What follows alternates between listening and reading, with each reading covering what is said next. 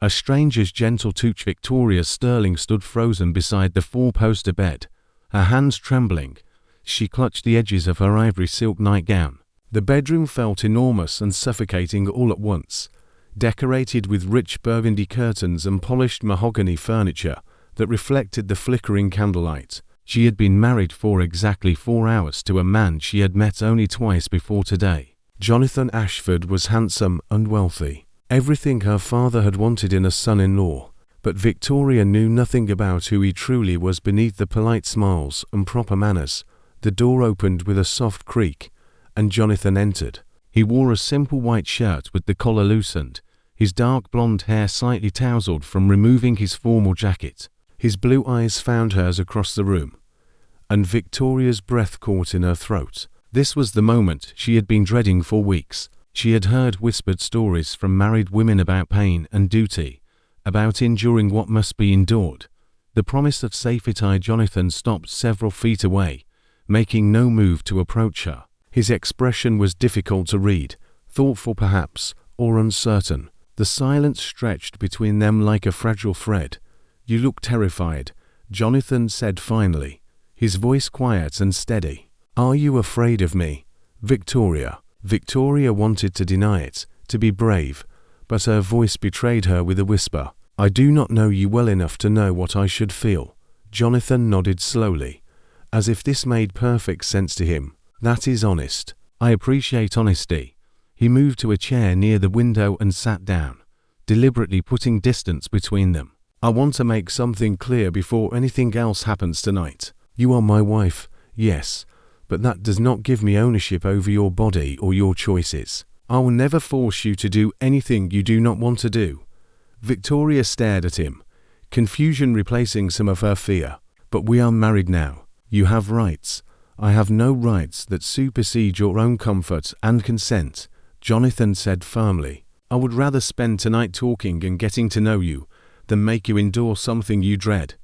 The unexpected kindness in his words made Victoria's eyes sting with tears. No man had ever spoken to her this way, certainly not her father, who ruled their household with iron control and harsh punishments. She had expected Jonathan to be the same, to take what he wanted, without care for her feelings.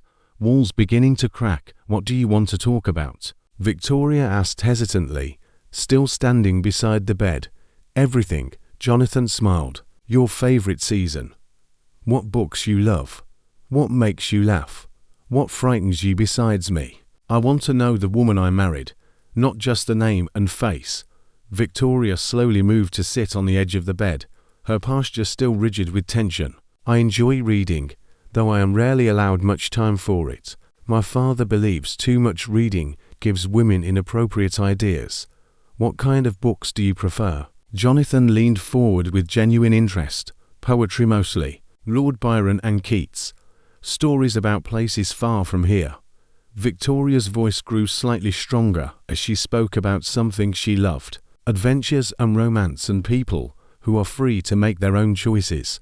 Jonathan listened intently, asking questions that showed he truly cared about her answers. They talked for over an hour, and Victoria felt herself relaxing degree by degree. She learned that Jonathan loved sailing, that he had built his fortune through shipping rather than inheritance, that he valued hard work and fairness. He seemed nothing like the cruel aristocrats she had grown up around. The moment of discovery. "Would it be all right if I sat beside you?" Jonathan asked eventually. "I promise I only want to be closer while we talk." Victoria nodded, her heart speeding up again as he crossed the room and settled on the bed a respectful distance away. The warmth of his body so near made her hyper-aware of every breath, every small movement. "I need to tell you something," Jonathan said softly. "I find you extraordinarily beautiful, and I would very much like to kiss you, but only if you want that too." Victoria had never been asked for permission for anything in her entire life. The novelty of it, the respect it showed, made something warm bloom in her chest. "I think I would like that." Jonathan reached up slowly and tucked a strand of auburn hair behind her ear. His fingers lingered against her cheek, and Victoria gasped at the gentle touch. It felt nothing like the harsh grabs and painful grips she was accustomed to. When Jonathan leaned in to kiss her, his lips were soft and patient against hers. The kiss was brief and sweet, nothing demanding or forceful about it. Victoria felt dizzy with the strangeness of being touched with care. Was that acceptable? Jonathan asked, pulling back slightly. Yes, Victoria breathed. More than acceptable. They kissed again, longer this time, and Victoria felt herself leaning into him. Jonathan's hand moved to her waist, resting lightly over the silk fabric, and Victoria instinctively stiffened and pulled away. Hidden pain revealed. "I am sorry," she said quickly. "I did not mean to ... You have nothing to apologize for," Jonathan assured her. "But Victoria, you flinched. Did I hurt you?" "No. No, you did not." Victoria wrapped her arms around herself defensively. I am not used to being touched." Jonathan's expression shifted to concern. "May I ask why? Has someone hurt you before?" Victoria felt her carefully constructed walls crumbling. She had promised herself she would never tell anyone, would carry her secrets to the grave. But Jonathan's kindness had unlocked something inside her. Tears began to fall, hot and shameful against her cheeks. "Please do not make me explain," she whispered. "Please just accept that I am damaged goods." "You are not damaged," Jonathan said with surprising intensity. "But something has happened to you, something that makes you afraid of touch. Victoria, I need to know. Not because I am your husband and have some right to know, but because I care about you already and I want to help you feel safe." The dam broke completely. Victoria told him everything through choking sobs. Her father's rages, the beatings that left her unable to walk 4 days, the burns from hot pokers when she spoke out of turn, the psychological torture that convinced her she deserved every moment of pain. She told him about learning to be invisible, about hiding bruises under long sleeves and high collars, about the constant fear that ruled her every waking moment. Jonathan listened without interrupting, his face growing darker with each revelation. When Victoria finally finished, emotionally exhausted, he sat very still for a long moment. "May I hold you?" he asked quietly. "Nothing more, just hold you." Victoria nodded, and Jonathan gathered her carefully into his arms. She rested her head against his chest, hearing his heartbeat steady and strong, and felt safer than she had ever felt in her entire life. "Your father is a monster," Jonathan said into her hair. "And I promise you, Victoria, he will never hurt you again. You are under my protection now, and I take that responsibility seriously." They sat together as the candles burned low, and Victoria realized that perhaps arranged marriages were not always terrible. Perhaps sometimes they led to unexpected kindness. She did not know yet that she was falling in love with this gentle stranger, but in the quiet safety of his embrace, she began to believe that healing might actually be possible. Dawn of a new beginning. Victoria woke to sunlight streaming through the curtains and the unfamiliar warmth of another person beside her. For a moment, panic seized her chest until she remembered where she was and who lay sleeping next to her. Jonathan had kept his promise from the night before. After she had cried herself into exhaustion, he had simply held her until she fell asleep, making no demands, taking nothing she was not ready to give.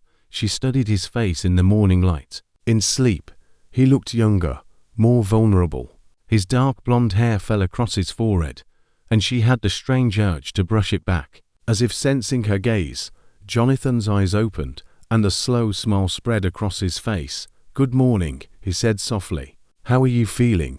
"Strange," Victoria admitted, "but not in a terrible way. I am not accustomed to waking up without fear." Jonathan reached out slowly, giving her time to pull away if she wanted, and took her hand in his. "I want you to get accustomed to it. Fear should have no place in your life anymore."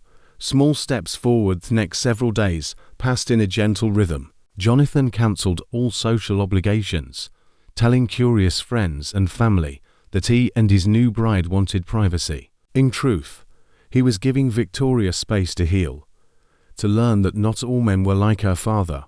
They spent hours talking, walking through the gardens of Ashford Estate, sharing meals in comfortable silence. Jonathan introduced her to his library, a magnificent room filled with thousands of books from floor to ceiling.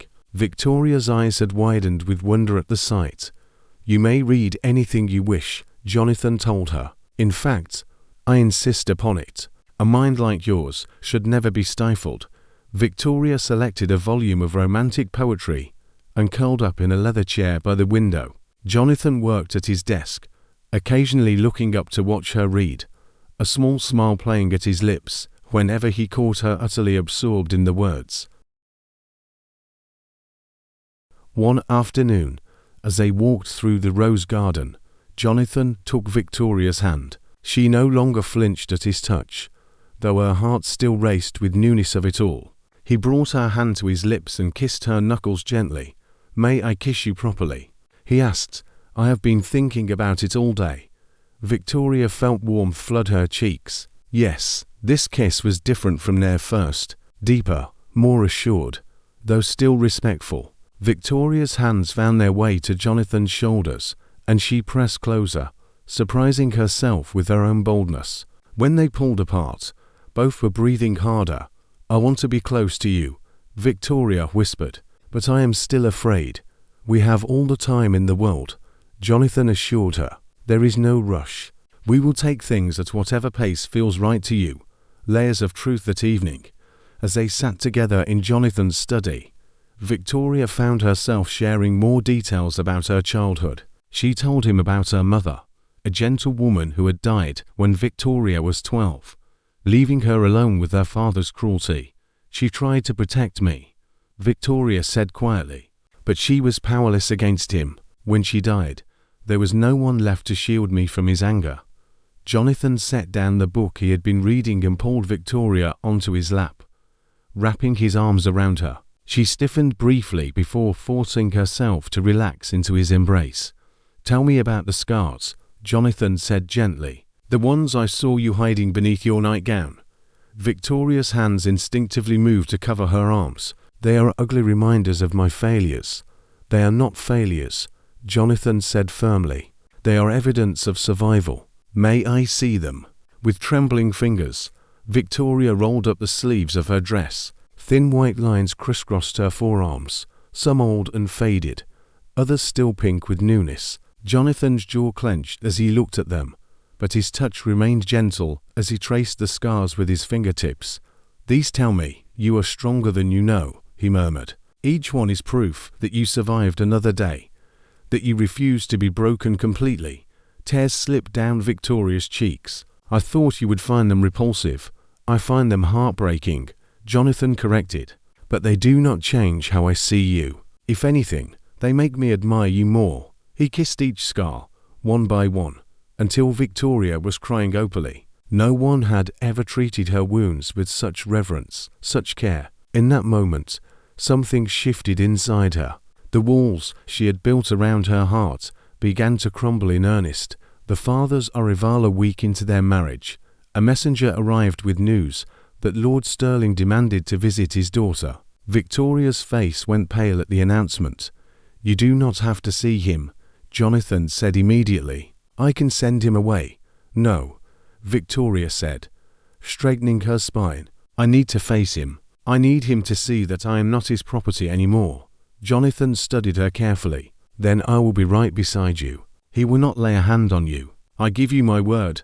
Lord Stirling arrived the following afternoon in his grand carriage, dressed in expensive clothes that spoke of his wealth and status. He was a tall man with steel grey hair and cold grey eyes that swept over the entrance hall with disdain. "Daughter," he said by way of greeting, his tone dismissive, "you look well enough. I trust you are fulfilling your marital duties appropriately." Victoria felt Jonathan tense beside her, his hand tightening protectively around hers. Before she could respond, Jonathan stepped forward. "Standing ground, her name is Victoria," Jonathan said coolly. "And her duties are none of your concern anymore." Lord Stirling's eyes narrowed. "She is still my daughter. I have every right to ensure she is behaving properly. You lost all rights to her the moment you raised your hand in violence," Jonathan replied, his voice deadly calm. "I know what you did to her. I have seen the evidence marks on her skin." The colour drained from Lord Stirling's face before flooding back in angry red. "How dare you speak to me this way? I am a lord of this realm. I disciplined my daughter as any father would. Discipline. Jonathan's voice rose slightly. You call beating a child bloody discipline. You call burning her skin with hot metal discipline. You call psychological torture that left her terrified of human touch discipline. Those are private family matters, Lord Sterling hissed. You have no right to question my methods. Victoria felt something break loose inside her. All the years of silent obedience, of accepting blame for her own abuse, of believing she deserved the pain. It all crystallized into white-hot anger. Stop, she said, her voice ringing out clear and strong. Both men turned to look at her. Father, you will not speak about me as though I am not here. You will not justify what you did to me. And you will leave this house immediately. Breaking free, Lord Sterling stared at his daughter as if seeing a stranger. You dare speak to me this way? I dare, Victoria said, stepping forward. Her legs felt weak, but she refused to show it. You spent years convincing me I was worthless, that I deserved every blow, every cruel word. But you were wrong. The only person who should be ashamed is you. Ungrateful child. Lord Sterling spat. After everything I provided for you, you provided food and shelter. Victoria countered. But you stole my childhood. You stole my sense of safety. You stole years of my life that I spent in fear. I owe you nothing. Not gratitude. Not obedience. Not silence. Jonathan moved to stand beside Victoria, his presence a solid wall of support. If you ever attempt to contact my wife again, if you ever speak ill of her in public, if you do anything to harm her reputation or well-being, I will make sure everyone in society knows exactly what kind of man you are. I have connections in every newspaper in London. Your carefully crafted image will be destroyed. Lord Sterling's face twisted with rage and fear. His reputation was everything to him, the foundation of his political career and social standing.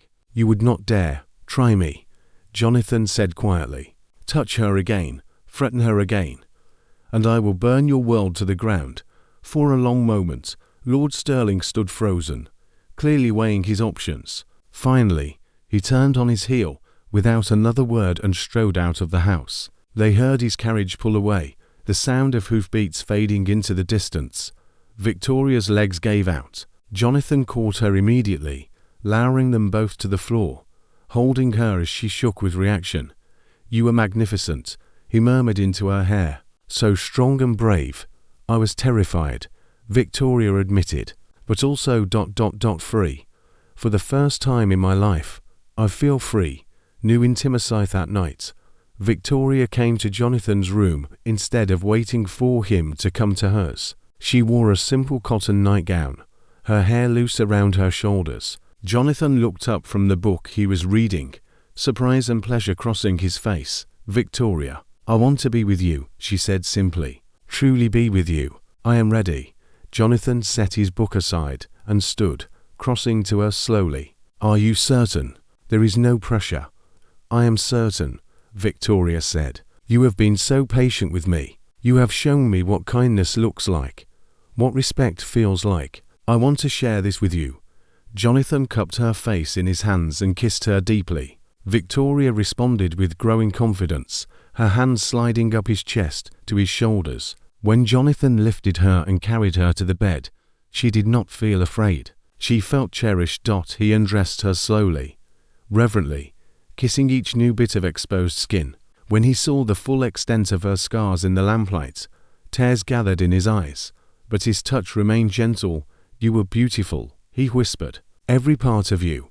Their lovemaking was tender and unhurried. Jonathan was careful, constantly checking that she was comfortable, that she wanted to continue. Victoria discovered that intimacy could be healing instead of harmful, that her body was capable of pleasure instead of just pain. Afterward, they lay tangled together, Victoria's head on Jonathan's chest, his fingers tracing lazy patterns on her back. I love you, Jonathan said quietly. I know it has only been days, but I love you, Victoria. Victoria lifted her head to look at him, seeing truth in his eyes. I love you too. Thank you for showing me that I was worth saving. You saved yourself, Jonathan said. I just gave you a safe place to do it. They fell asleep wrapped in each other's arms, two broken people beginning to heal together. Spring awakening 3 months passed like a beautiful dream. Victoria bloomed under Jonathan's constant love and encouragement. She no longer jumped at sudden movements or flinched when he reached for her. Instead, she often initiated contact, seeking his touch, his kisses, his presence. The physical aspect of their relationship had become something Victoria cherished rather than feared. Jonathan was an attentive lover who took pleasure in her pleasure, who learned every sound she made, every touch that drove her world. Some mornings they would stay in bed for hours, exploring each other, talking between passionate encounters, laughing at shared jokes. One April morning, Victoria woke feeling strangely queasy. She barely made it to the wash basin before her stomach rebelled. Jonathan was beside her immediately, holding her hair back, supporting her with gentle hands. "Are you ill?" he asked worriedly. "Should I send for the doctor?" Victoria straightened slowly, wiping her mouth with a damp cloth. A sudden realization struck her, and she pressed a hand to her still flat stomach. She had missed her monthly courses twice now. "I do not think I am ill," she said slowly, meeting Jonathan's eyes. "I think I might be with child." Unexpected joy. Jonathan's face transformed, cycling through shock, disbelief, and finally pure joy. "Truly, you think you are pregnant?" "I believe so," Victoria said, a smile spreading across her face. "All the signs are there." Jonathan dropped to his knees in front of her, pressing his ear to her stomach. If he could hear something already. "A baby. Our baby." He looked up at her, eyes shining. "Are you happy about this?" "Happy does not begin to cover it," Victoria laughed, running her fingers through his hair. Terrified and thrilled and grateful all at once, Jonathan stood and swept her into his arms, spinning her around carefully. "We are going to be parents. I am going to be a father." He set her down gently, suddenly concerned. "Should you be resting? What do you need? Should I send for the doctor now?" "Jonathan," Victoria laughed, touching his cheek. "I am pregnant, not fragile. But yes, we should have a doctor confirm it." Dr. Harrison arrived that afternoon and confirmed what Victoria already knew in her heart. She was approximately 3 months along, healthy and strong, with no complications. The baby would arrive in late October. Building a future Jonathan became even more protective than before, if such a thing were possible. He insisted Victoria rest more, that she avoid anything strenuous, that she eat regular meals even when the morning sickness made food unappealing. Victoria found his concern endearing rather than suffocating, knowing it came from love rather than control. As her belly began to swell with their growing child, Victoria found herself thinking about the kind of mother she wanted to be. Everything her father had been, she would be the opposite. She would be gentle and kind. She would listen to her child's thoughts and feelings. She would never raise her hand in anger. "I am afraid," she admitted to Jonathan one evening as they sat together in the library. "What if I do not know how to be a good mother? What if I repeat the patterns I learned?" Jonathan pulled her close, his hand resting on her rounded stomach. "You will be a wonderful mother because you already know what not to do. You know how it feels to be hurt by a parent, so you will never inflict that pain on our child. What if it is a girl?" Victoria whispered. "What if she looks like me? What if I see myself in her and remember everything I want to forget? Then we will love her twice as hard," Jonathan said firmly. "We will show her what you never had. Safety, acceptance, unconditional love. We will break the cycle together." A daughter arrived on a crisp October evening. Victoria went into labor. The pain started gradually, building in intensity as the hours passed. Jonathan refused to leave her side, holding her hand through each contraction, wiping her forehead with cool cloths, whispering encouragement. After 16 hours of labor, as dawn broke over Ashford Estate, their daughter entered the world with a healthy cry. The doctor placed a tiny, squalling infant on Victoria's chest, and both parents wept at the sight of her dot. She had Victoria's auburn hair and Jonathan's blue eyes, 10 perfect fingers and 10 perfect toes. A beautiful, innocent life that knew nothing of pain or fear or cruelty. "What should we name her?" Jonathan asked, gently touching his daughter's tiny hand.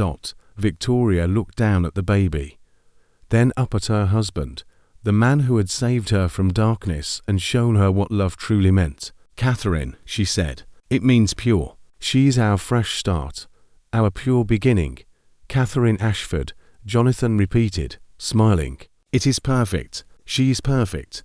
Years of loveth years that followed were filled with more joy than Victoria had ever imagined possible. Catherine grew into a bright, curious child who knew she was loved every moment of every day. Victoria and Jonathan had 3 more children, twin boys named Thomas and William, and another daughter they named Grace. Their home was filled with laughter, with the sound of children playing, with warmth and affection. Victoria threw herself into motherhood with fierce dedication, determined to give her children everything she had lacked. She read to them every night, listened to their dreams and fears, never once raised her voice in anger or her hand in violence. Jonathan supported her completely, an equal partner in parenting. He taught his sons to respect women, to use their words instead of their fists, to lead with kindness rather than fear.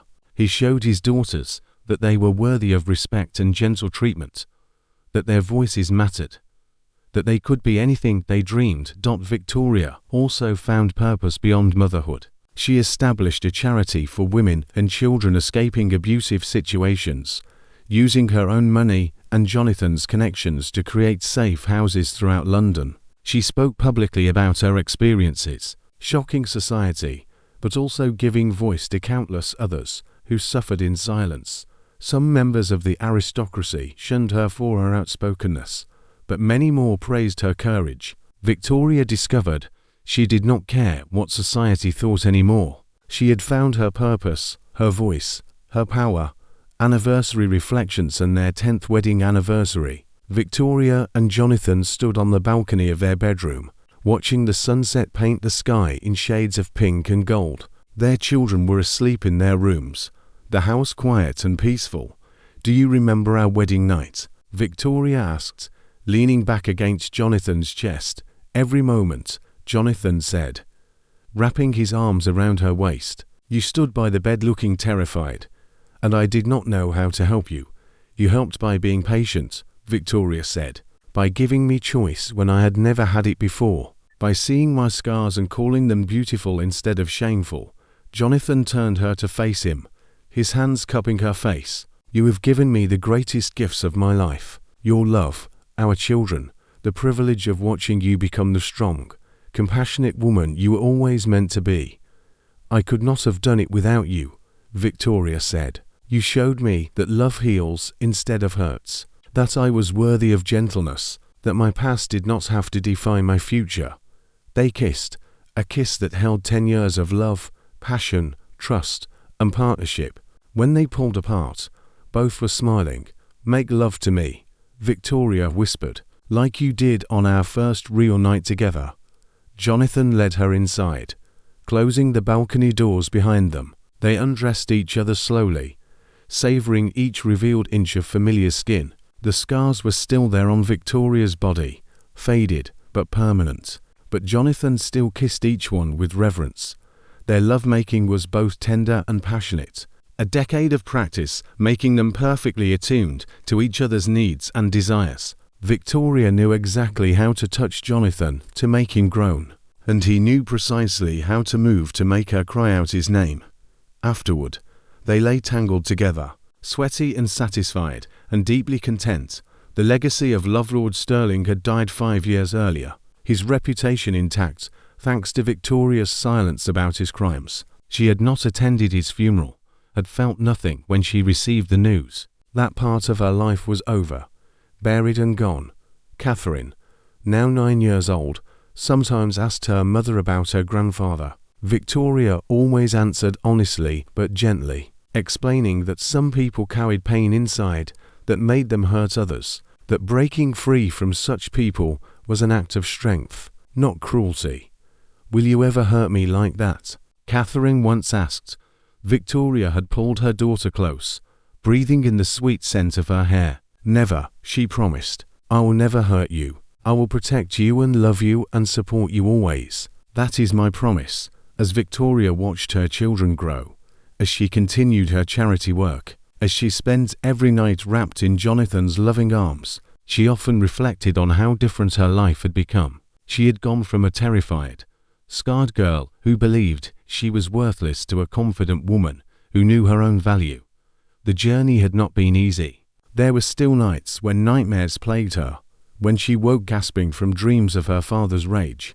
But Jonathan was always there, holding her until the terror faded, reminding her that she was safe now, that the past could not hurt her anymore. On their 15th anniversary, as they renewed their vows in a private ceremony attended only by their children, Victoria spoke words that came straight from her healed heart. "You did not just marry me, Jonathan. You saved me. You showed me that I deserved kindness, respect, and love. You gave me the space to heal and the strength to fight back against the darkness that threatened to consume me. Every day with you is a gift I never expected to receive. Thank you for choosing patience over force, understanding over judgment, love over everything else." Jonathan wiped tears from his eyes as he responded, "Victoria, you saved yourself. I just held your hand while you did it. Watching you transform from a frightened girl into the powerful woman standing before me has been the greatest honor of my life. I love you more today than I did 15 years ago, and I will love you even more tomorrow." Their children cheered as they kissed, sealing another decade of devotion. At her funeral, her eldest daughter Catherine spoke about her mother's legacy. She took pain and turned it into purpose. She took scars and made them symbols of strength. She showed us all that no matter how broken we think we are, healing is possible, love is possible, joy is possible. She taught us that we can break cycles, that we can choose differently than those who came before us. Jonathan was buried beside Victoria 3 years later. Their headstone bore a simple inscription: "Here lies Victoria and Jonathan Ashford, united by arrangement, bound by choice, kept together by love." They proved that broken people can heal, that pain can end, that love conquers all.